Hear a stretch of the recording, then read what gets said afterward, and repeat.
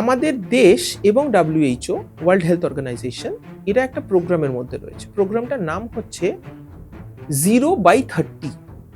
Zero কি? Zero হচ্ছে zero human death by 2030 সালের মধ্যে zero human death by rabies, জলাতঙ্কের থেকে।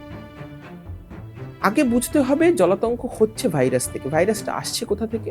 মূলত ডগ বাইট, ক্যাট স্ক্র্যাচ, এইরকম কিছু। এটা আটকাবো কি করে?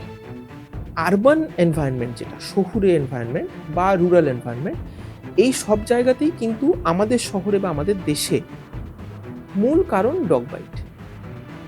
যদি আমরা মাস ভ্যাকসিনেশন প্রোগ্রাম করতে পারি, মাস ভ্যাকসিনেশন এবং অ্যানিমাল বার্থ কন্ট্রোল সঠিকভাবে নির্দিষ্ট পদ্ধতিতে করতে পারি, তাহলে কিন্তু পথকুকুরের সংখ্যা নিয়ন্ত্রণ করা সম্ভব। এটাই বলা রয়েছে 2023 সালের যে এবিসি রুলস আমাদের দেশের সরকার তৈরি করেছে, সেখানে এটা বলা রয়েছে।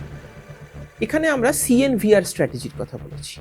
সিএনভিআর এর মধ্যে ক্যাচ বলা রয়েছে। ক্যাচ মানে হিউম্যান ক্যাচ, মানে মানবিক পদ্ধতিতে তাদের ধরতে হবে, নিউটার, তাদের অপারেশন করাতে হবে যেটা প্রয়োজনীয়, একজন পশু চিকিৎসকের উপস্থিতিতে পশু চিকিৎসক করবেন তার অপারেশনটা।